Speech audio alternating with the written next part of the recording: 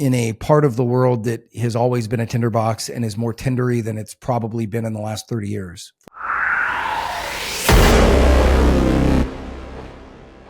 The opinions expressed in this program are for general informational purposes only and are not intended to provide specific advice or recommendations for any individual or on any specific security. It is only intended to provide education about the financial industry. To determine which investments may be appropriate for you, consult your financial advisor prior to investing. Any past performance discussed during this program is no guarantee of future results. Any indices referenced for comparison are unmanaged and cannot be invested into directly. Any references to performance of securities are thought to be materially accurate and actual performance may differ. As always, please remember investing involves risk.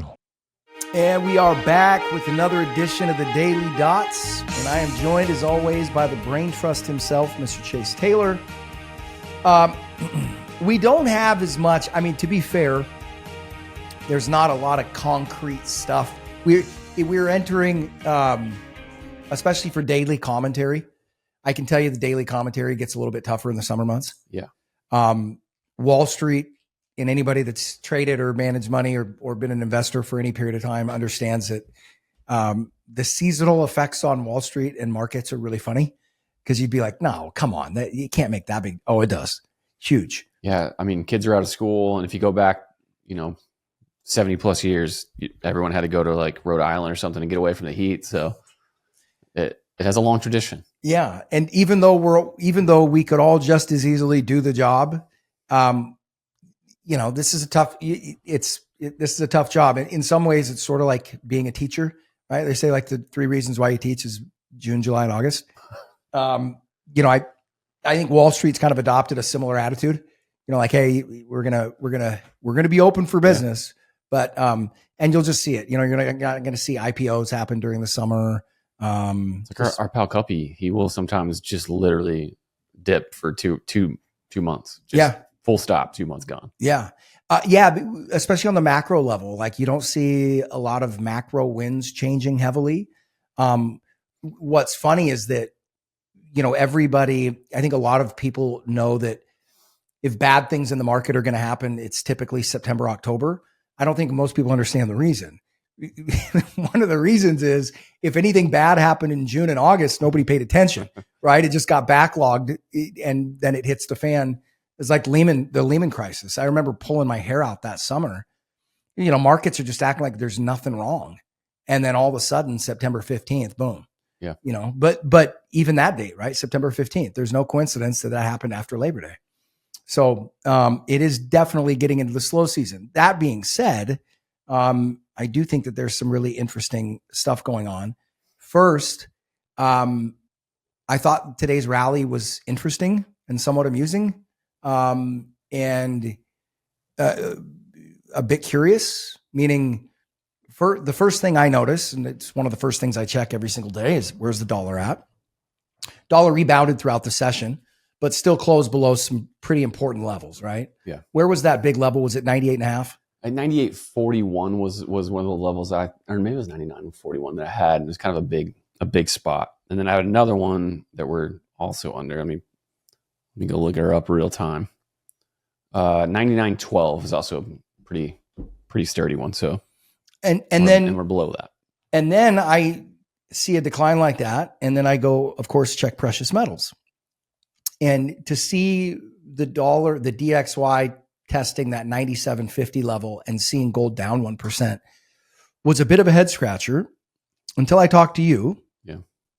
And one of the things that we were talking about was that, and I don't know if we've discussed this on the air or not, but one of the things we're talking about in our investment meetings was that if we're right, and I think it's really hard to make the argument we're not, regarding the situation and the dollar being somewhat appearing like it may be in kind of terminal decline mode.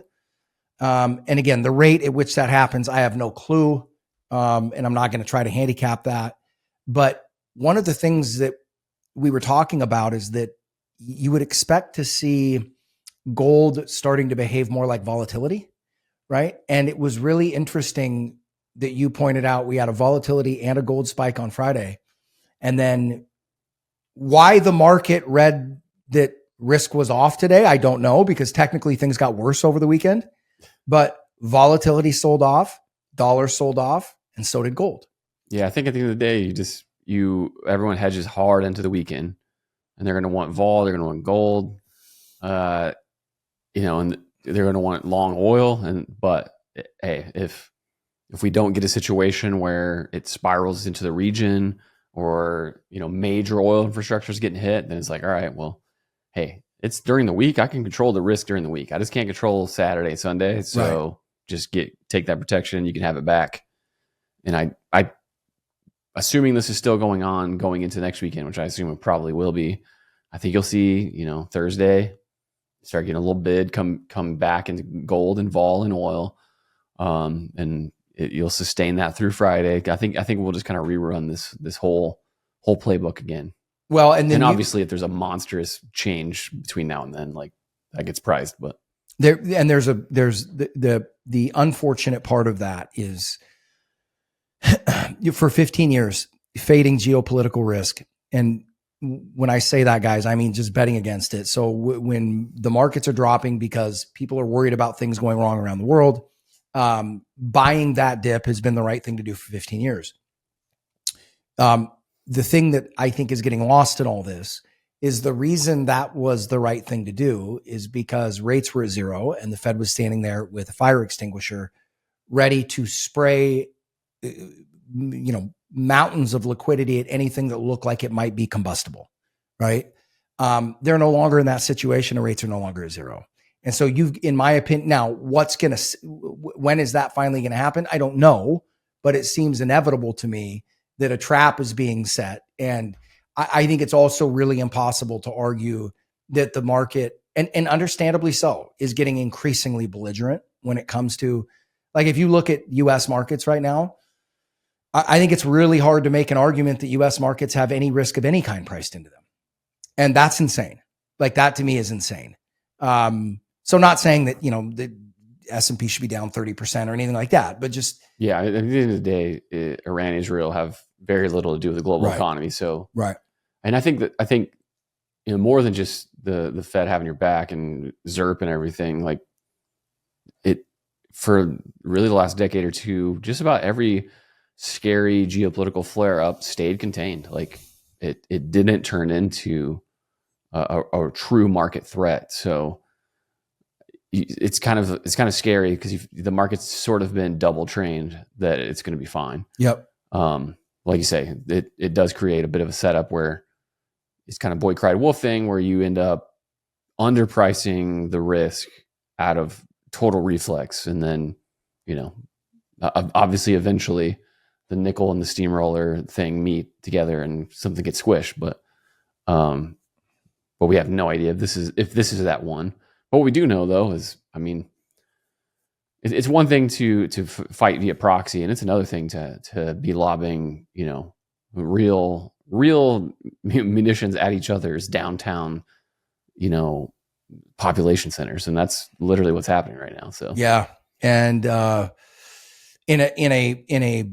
in a part of the world that has always been a tinderbox and is more tindery than it's probably been in the last 30 years, 40 years, maybe longer. Yeah, and while I've seen a lot of people writing about, like, oil just isn't as important as it was 30 years ago, and because of that, by extension, the region isn't. And I think that's obviously 100% true, but I think some people are missing the fact that there's a lot of capital in the region now. Now, more the Gulf states that currently have nothing to do with this, but that's the fear to me. Like, if this does go regional, obviously the energy part is huge, but there's a lot of money in places like Dubai, and if that were to get in any way entangled with a regional conflict, even if it just spooks people from putting money there, like that could be a big deal. Yeah, it could be it could be a really big deal. Another one that caught my eye today was uranium. Why don't you walk us through?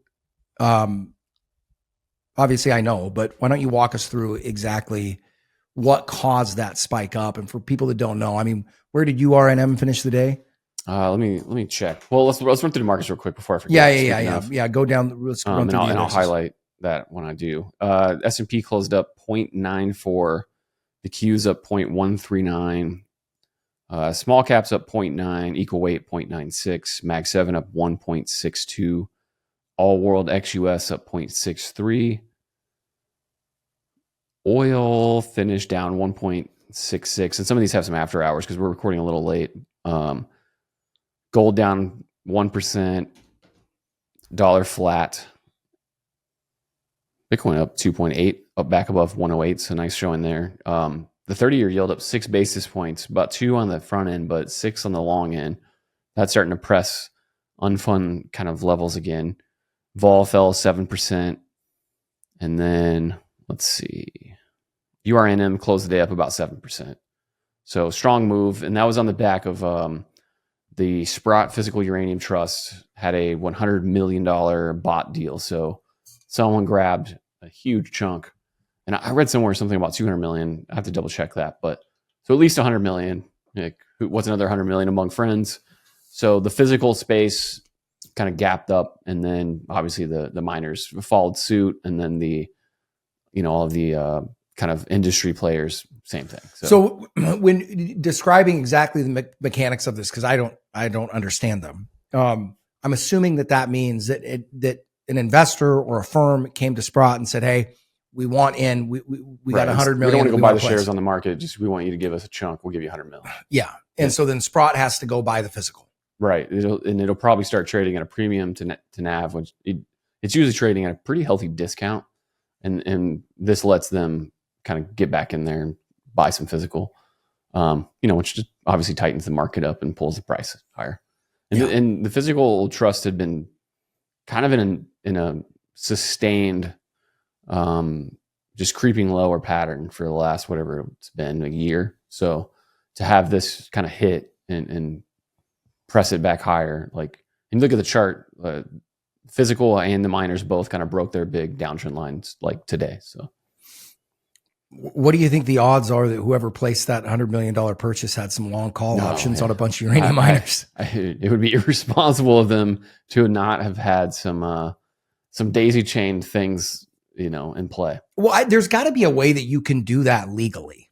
I don't think so. I mean, because if it's because it's not inside information. Like if you're planning on purchasing $100 million of physical uranium, I don't think that there would be a conflict with you buying call options on uranium miners. Not that I know of. I mean, you are moving the price yourself, but so is every insider every time they do big buys and sells. Yeah. Or whatever. Yeah. It just is what it is. There's got to be, and it's probably just a simple couple compliance things that you have to do to make sure you can pull that off but I guarantee you they had a really nice day. Yeah. Let's see what else. Where's silver at? Where did we close on silver? So silver's been interesting because it has kind of stayed out of both the, nasty move higher and then nasty move lower here lately. You're basically at 36.5, closed up 0.26. Like it has been flat while gold has been like up and down 1% a day lately. But also of note, platinum was up another like 3.5%. So that continues to go pretty well. And then one of my favorites that no one's going to care about, soybean oil, just monstrous breakout to the upside. Wonder why. So it moves largely based on how much the federal government tells the farmers that they can turn into like biofuel. So that the biofuel quotas essentially drives the whole market. Got it. And this is so messed up. There were rumors. I mean, we're talking like Reuters reporting on it, not just like a couple traders on, Discord or something, that the number was going to come in lower than expected and like lower than last year or whatever. And bean oil goes limit down. And then the reality, whatever it is, 3-4 weeks later is it's bigger than expected. So you go from a limit down to a limit up situation. And on the chart, it's just a clean break higher. I mean, just bar the door because it ain't coming back, kind of move higher. That feels like some market manipulation. It feels a little sketchy that, the rumors are it's going to be bad. And then it's like, comes out great. It's the opposite. Come on, man. Yeah. Whoever planted that rumor made some money. I can just about guarantee it. Well, it sounds like somebody wanted a better entry point. Yeah. Well, they got it. Yeah. Limit down. Hey, and that's where all the big money's made, man. It's soybean oil. And a little bit surprising to me, like soybeans themselves, like they're looking okay. And they're on the precipice of a giant breakout, but they haven't really followed through to follow bean oil yet. So, but I mean, to me, it probably will. What do you think? For all the people out there that were concerned about soybean oil. I'm sure that was the top of a lot of people's list. What do you think the impacts, if any, are on protests here at home? I would say next to zero economic impact. Yeah, at the moment, from what I gather, like no major impacts from any of that. I mean, the societal impact is very good. Yeah, but yeah, I don't think anything's market moving from that standpoint. However, we expressed concern going on the weekend, and I think broadly speaking, obviously there were some incidents, but broadly speaking, I'll take it. Yeah. Yeah. I'd agree with that assessment. And a little bit, I don't want to foray too far into the political realm, but I found, and this is a constant feeling and one that continues to grow, and I found myself feeling it a lot this weekend, was just a massive sense of frustration because we have significant problems that need to be addressed and they're not being addressed at all. We're dancing around the edges. I mean, the lunacy of what it is that people are mad about. And look, when I say that, I'm not pointing to one side or the other. I see so much outrage and uproar, which there should be, and it's all pointed in the wrong directions. You know what I mean? People are like, that's your opinion. I go, no. Look, I think that the general feeling that a lot of people have is justified. I just think that they're literally looking in completely the wrong direction, and certainly not looking in a direction that yields any positive outcomes or any solutions. And what troubles me is it appears to me as though that extends to almost everything today. Yeah. Politically here at home, we were talking about how I very much feel that that's the case with the Israeli-Palestinian conflict. That there are very few informed, altruistic people talking about this in real terms, right? Like, meaning everybody's got a hot take. This is why Israel should turn Palestine into glass. This is why Israel is an occupier and Palestinians should be free to murder them, right? You go to these polar extremes, and I sit there and I go, you both sound like idiots. You're both idiots, and you're both historically illiterate. There's no question about that, right? But where you're sitting there, and to me, that's a perfect example because I think it's one that I think is easier for people to wrap their head around than the political and financial issues that we have here in the U.S. But they're very similar to me in the sense that, yes, you are correct to acknowledge there is a problem, and yet no one's addressing it or looking at it in a correct way. And if anybody wants to know what I mean by that, I mean, my last name is Abraham. I grew up going to non-denominational churches and Christian schools, but my family also observed Jewish holidays. And so this is not something that I'm divorced from. I have all of my natural and taught belief system are Israeli biased. I fully admit that. But and I think I've had people be surprised that I haven't been more pro-Israeli, quote unquote pro-Israeli, right? And I'm like, well, A, what does that mean? That's kind of the problem to begin with. Yeah, exactly. And B, to understand the real nature of the conflict between the Israelis and the Palestinians is to recognize that simultaneously both are right and both are wrong, right? Like you and I were discussing. And that's just the history, man. Like, I mean, you can argue with me all you want, but there's a great podcast that I was telling you about, and I'd encourage people to listen to it. And don't listen. The guy that put it out, you're going to read places. People are going to be like, oh, he hates Israel. Okay. Go listen to the podcast. It is as close to unbiased as you can possibly get. And it's called Fear and Loathing in Jerusalem. The series that he does on this, I think, is like 30 hours long, but it's exhaustive, right? It's the stuff that nobody wants to actually learn, but everybody wants to talk about it, right? Go listen.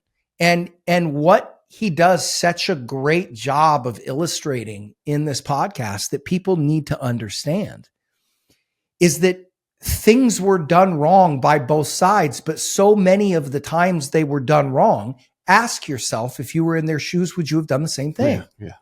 And that's what's so hard about it. Right. When you hear people offer hot takes, That's why I'm just like, get out of here, man.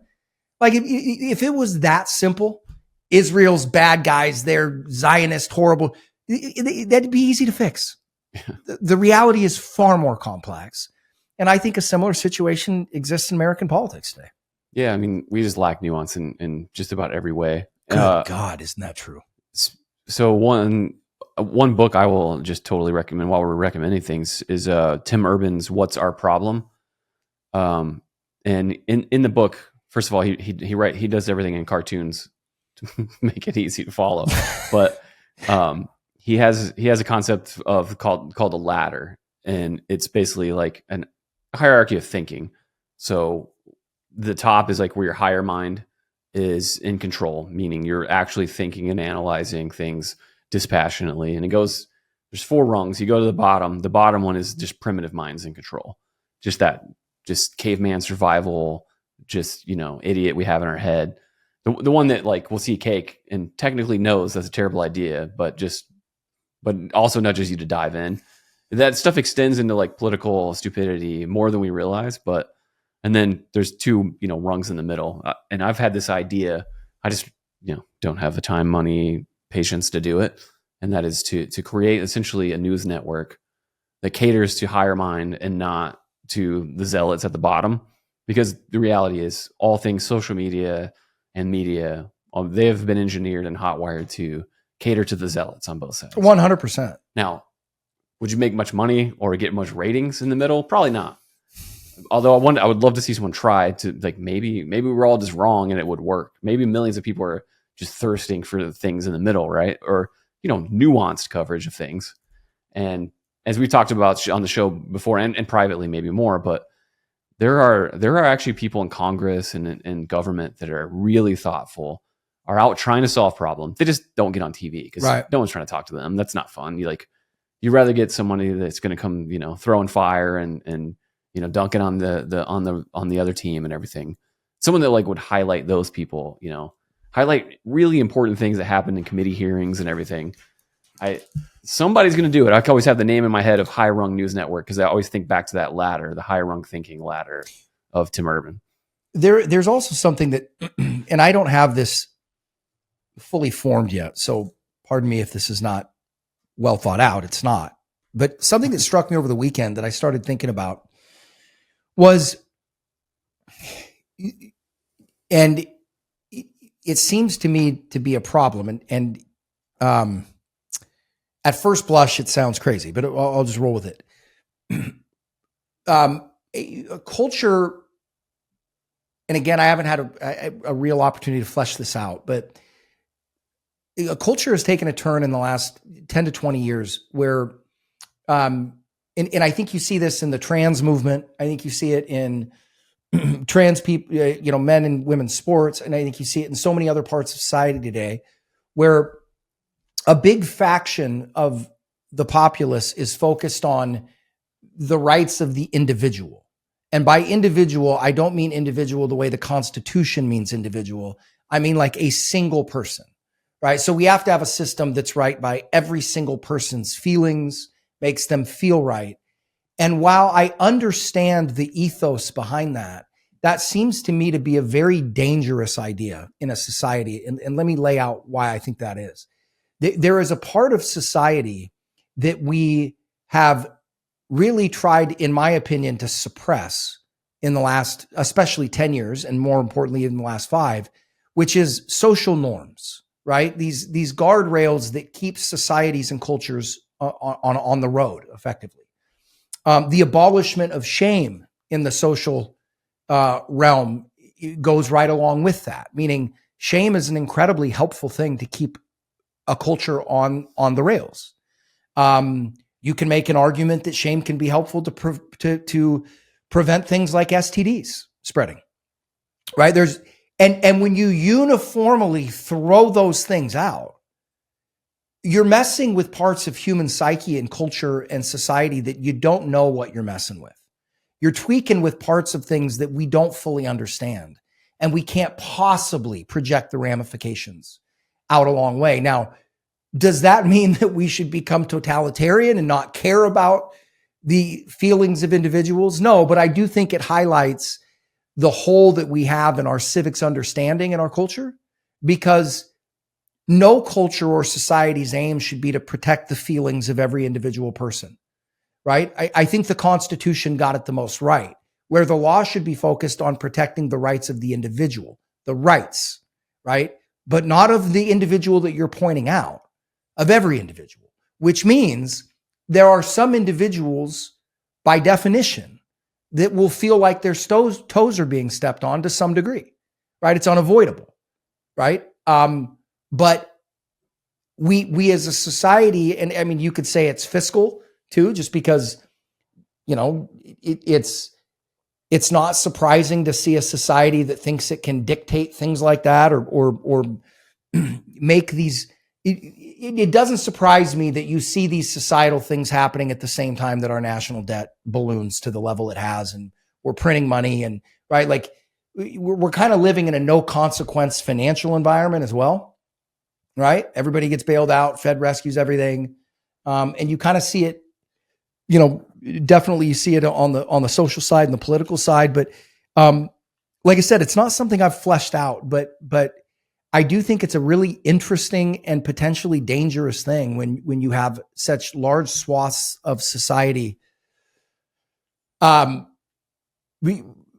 thinking that we should legislate. Like, for instance, if you're one of those people that is advocating for a reform of laws, like, for instance, if you look at bathroom laws, like here in the state of Washington, right? And if you think about the way laws are typically applied, especially as it relates to things like safety of individuals, laws are usually crafted in a way that they protect the most vulnerable, right? When you look at like the bathroom laws in the state of Washington, I think it's impossible to make the argument that that's what they're doing. Right? It's putting the feelings, and that's not the right way to put it, but like I said, I haven't fleshed this out, but it's your perceiving or your opinion is that person is being done wrong with the void of scientific information or data or whatever. And you want to enact a law that rectifies that situation, but does so at the cost or potential cost, less security of the most vulnerable children in our society that those laws originally were intended to protect, right? Like, for instance, bathroom laws were not developed to protect men. They were developed to protect women and girls effectively, right?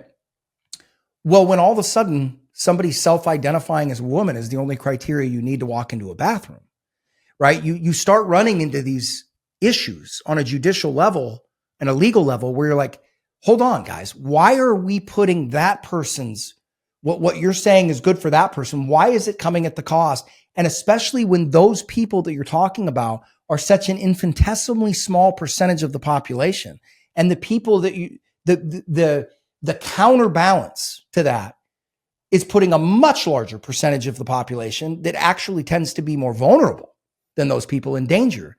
And you're running into these situations where, those things can't coincide.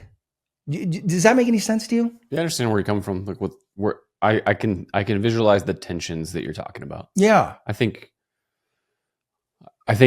it's normal throughout history to, while correcting for historical errors, overcorrect sometimes. yeah, And I think maybe it's as simple as that on some of these things you're talking about, you know, or you just haven't thought through all the knock-on effects of some of the changes. yeah. I guess the thing I was coming to is you can certainly see it, and the evidence is irrefutable for anybody that's looking, that we've certainly run into that point on a fiscal level, on a debt level, where the middle cannot hold, right? The status quo is no longer acceptable. It doesn't work. What I guess what I was getting at is that the thing that scares me, and this points to fourth turning type scenarios, is when you see that happening on a government level, federally, you see it happening on a state level, you see it happening on a local level, and you see it happening culturally at the same time. And you're reaching these loggerheads legally because of you're running into so many of these places where, there's really nowhere to go from here, but more importantly, there's no middle ground. I mean, that's the point I'm trying to make, is that the middle ground has just been like completely evacuated in all areas. Yeah. Like everything has just become an echo chamber of one extreme or the other. And the middle ground has been, I feel so weird because I am in the middle, to how unpopulated the middle is. And I find myself, and I've been like this for a long time, but when someone from one side starts to argue a topic, I find myself taking, kind of defending the other angle of it. And then, but if the shoe's on the other foot, I'm flipping back around. I'm like, yeah, but have you thought about this? Because both sides are so far, on one end of the spectrum that it's like you can feel them not seeing the other side's point at all. 100%. And I'm fine if you have your view, but like to not even 5% understand why the other side's thinking that way, like we can't get anything done. Well, and you and I were having a discussion. I think the immigration topic is a perfect mirror of this, right? For people that are offended, turned off by the sights of seeing kids being separated from their moms, I get it. It's really upsetting. It really is. And if I was the one doing all this, like you and I were talking about, I'd have ICE raids focused on people that are here that are undocumented and have committed crimes. Okay. We know there's tons of that. Okay. I would be far less focused on the Home Depot parking lot. Right. At the same time, the people that are all freaking out and saying, oh, it's good. Well, you can easily summarize the extremes as like deport no one ever for any reason. Right.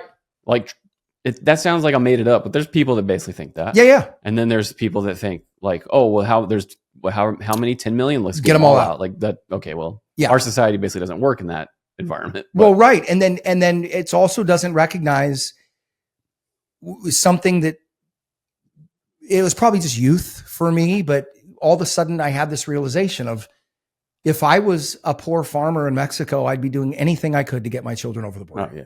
There's nothing I wouldn't do. Right. And more to the point these days, if you're from, the Central America, but yeah, right. And there, like I said, there's nothing I wouldn't do. There's no risk I wouldn't take. And we also have to keep in mind, guys, that that's the genesis of all of us, right? It's that same thing driving those people. So many of them. Now, if you want to talk about giving away things and incentivizing free, that's a totally different topic, right? But I'm talking about the people that come here and work their tails off. Just literally want a better life. Yes. And that's the majority, right? That's the majority. I'm not going to say it's 90%. My guess is it's probably over 70. I don't know where that percentage actually is. But we need a system that makes those people legal citizens much quicker, right? If you want to come here and work and pay bills, like, again, we could look at the national debt. Guys, if we don't have positive birth rates here in this country and we don't have people that are willing to do that kind of work, nothing works. Talk about funding, entitlements. I mean, right. Good luck with that. On the flip side, so then you turn around and go, oh, Trump's a dictator. Again, if there's a critique of the Trump administration's handling of this whole situation, to me, it should be an order of operations. Right.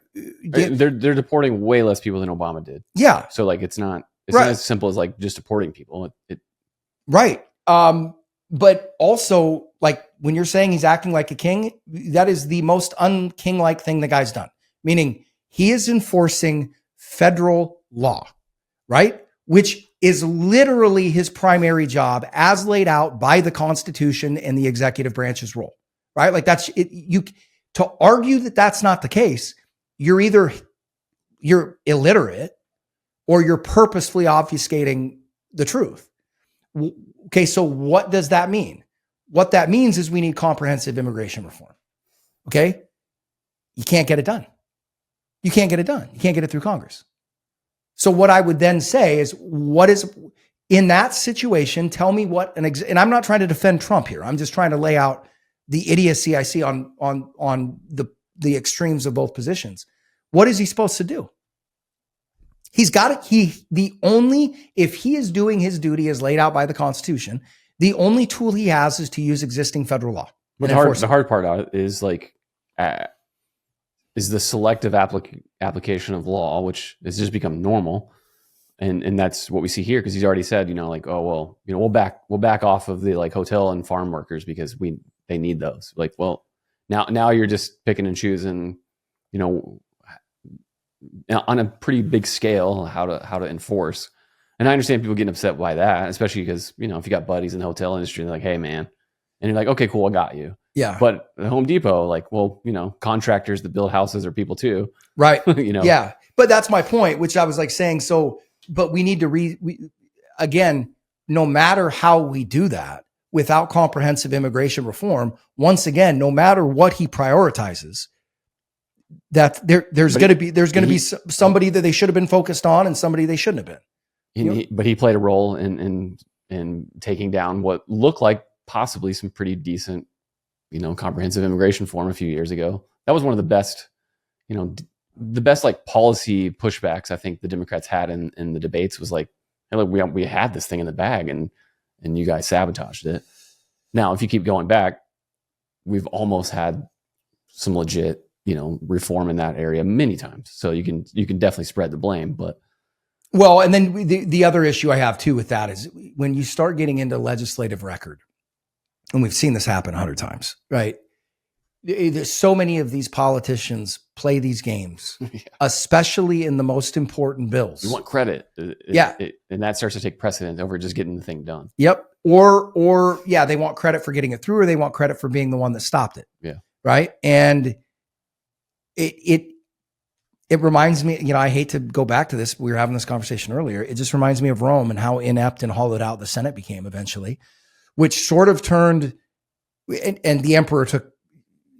It's both. You needed two to tango on the consolidation of power, and I feel like we've had that here, where there's times where I'm just to clear the record, I'm very anti-imperial presidency. Yep. I think the separation of powers is incredibly important. Yep. And clearly the presidency has consolidated more and more. It's been a ratcheting effect for a long time. But it's not like Congress has really stood up for itself at any point along that road. So you could make the argument, had the two tangoing here. Yeah, you could make the argument that Congress has ceded that power. No, I think well, absolutely. Yeah. It's been I think it's been a passive just abdication and a very active we don't want to write this in detail. You take care of it. Yeah. Type thing. So it's been both. Or there was a point I think in our history where the president just going to war without Congress declaring it would be unthinkable. Yeah. Yeah. Or certain fiscal spending type things, just you don't get to do that. We do that. Yeah. Yeah. Or like Doge. If you would have done Doge in 1890 or something, Congress would be I'm sorry, what? Sit down. Yeah. But now it's no, go ahead.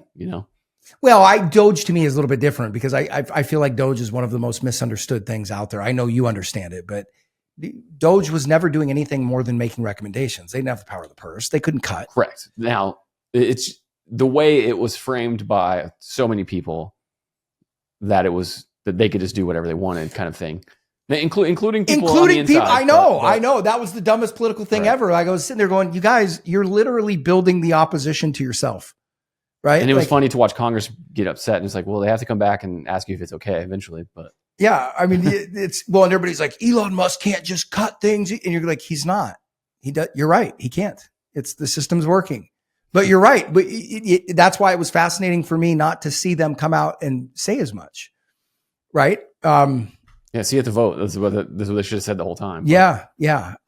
Because at the end of the day, that doesn't make right. Now they came close to doing some stuff, but the system in this case absolutely worked. Yeah. There's a few things where they started pushing the boundaries, and Congress, and I give Congress credit here. They're, they bring the Treasury Secretary up, start grilling them hey, are they doing this? Are they doing this? And the next thing you know, the things that look like they may have been doing is okay, they stopped. Yeah. And that way, I guess Congress kind of fulfilled some duties. But well, the other thing too is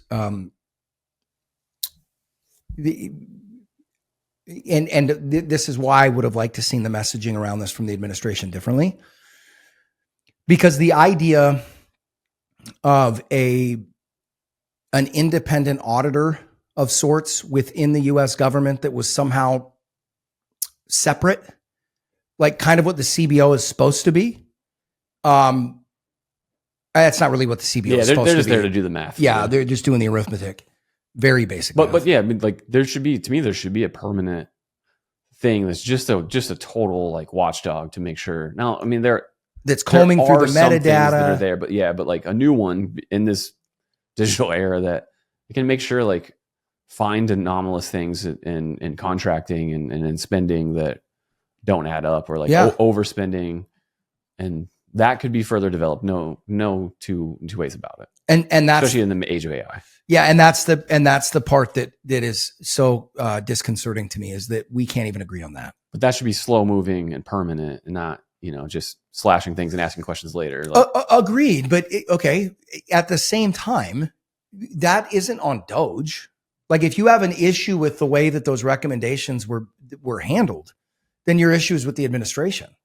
Yeah, I understand what you're saying. Yeah, and then, but more importantly, too, also stepping back, and for most people to understand, you guys, you understand that the administration is only going to cut the things that they have the power to cut, which isn't a lot, right? Congress has the power of the purse, so whatever they recommend, it's only a recommendation. But that to me is and you saw both sides play politics with it. Like I said, to a point where I was looking at the administration and going, you guys you're betting against, you're literally arguing against yourselves right now.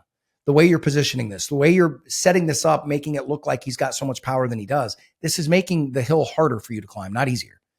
But the fact that we're at a place where just summarily the idea of Doge or completely, it's either loved or hated. That to me is a perfect example of where we're at politically. And the thing that scares me the most about that is you can't get anything fixed in an environment like that.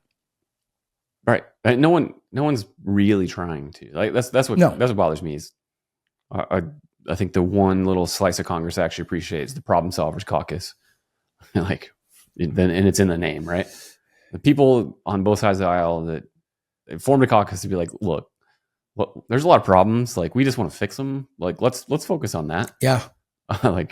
But it's so hard to do because you're too busy. Like I'm saying, there are bills that get sabotaged because you realize like, ooh, we're not going to get credit for that, And it's like, no, just if it's good for the country, just do it. I don't care if you lose, like just do it. Well, and that's a reason why I don't believe that any of these budgetary issues will end up with anything other than sustained higher levels of inflation for an extended period of time, because A, that's historically what happens. But B, a perfect example of this is in this environment, until something changes, you will not fix any of these financial issues. And I'll use Social Security as an example. Social Security will not get fixed in this environment, not until something drastically changes socially and politically. And the reason why is your most guaranteed way to win an election is to oppose any changes to Social Security. Period. It doesn't matter what's going to do. I don't care if Trump's backing it. I don't care who you've got. You tell people that they're going to get a reduction in Social Security. The easiest way to have a landslide win election you're gonna lose. Is to be whatever party. If the Democrats propose changes to Social Security, you'll watch the majority of Republicans oppose it. Now, that's probably not going to be the way it goes down. It'll probably be the conservatives that actually make the first move on it, but they'll get opposed just because it's a guaranteed way to get elected. Yeah. And that's where we're at. Especially with the demographics where older people have the votes and the money. Yep. But that is, every month there's that skew does change where like millennials and Gen Z are becoming a massive voting block. Yeah. So, 10 years from now, you may be in a situation where as a politician, you can go like, hey, I think it's time to do this. And all the boomers get really mad about it. And then we all go to the polls and it doesn't matter that they got mad about it. The problem is you may get to the point where, I'm 42 as a millennial, where I'm getting close enough to 60, 62, 65, 70, whatever. And where I'm like, maybe, like there's enough millennials that have become boomers, Yeah. So I don't know. No, But I don't think that changes until people hate inflation more than they hate the thought of having their benefits shaved. Yeah. They realize like, oh, the same thing's happening to me. It's just because everything I buy costs more, not because I get less in my paycheck. When people can make that connection, that's when they'll go, okay, you're right. Like, go ahead and cut that. Just please make the inflation stop. Yeah. And you're not, unfortunately, we're not even in that zip code. No, we can't even see it from here. Yeah.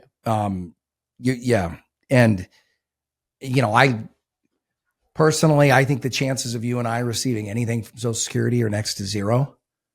We'll get it. It just, the real value versus the nominal value will be that's the kicker, Yeah. Well, the first thing to go will be the inflation adjustment. Well, yeah. Well, and you just, if all you do is take away the COLA, then it'll melt itself away with 5, 10, 20% inflation. So yeah, that's the best way to approach it. That and means testing. I mean, I think those are the two things that. And to me, like, why not index it to like, lifespan on some way? Like, why they should have done that when they built it, but the average person was alive for a few months after they got benefits or whatever when it began, and now people are alive for decades after they get it, and that's not the same thing. No. Yeah, I mean, what was the life expectancy when they started Social Security? I think it was like 66.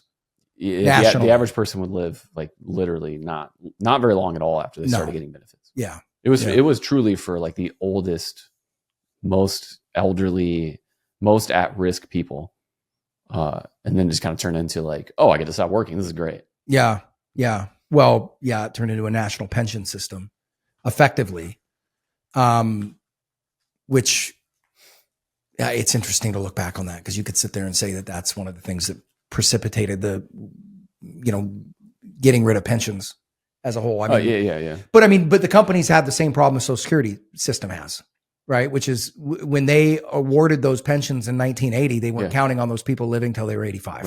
Right. Yeah. The actuarial math is pretty tough. Yeah. It's just, and if you think about all the medical breakthroughs that we might have in the next 10, 20 years, like, lifespan could move that much more. Well, so it's funny you bring that up. I mean, all you have to think about, look at where the average lifespan is today, and look at people starting to get aware of the nutritional problem we've got in this country with seed oil, with high fructose corn syrup, food dyes, you name it.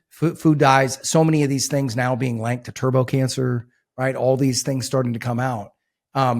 If you see, kind of a renaissance, if you will, of personal nutrition, and people start to focus on that, you watch that lifespan shoot up even more.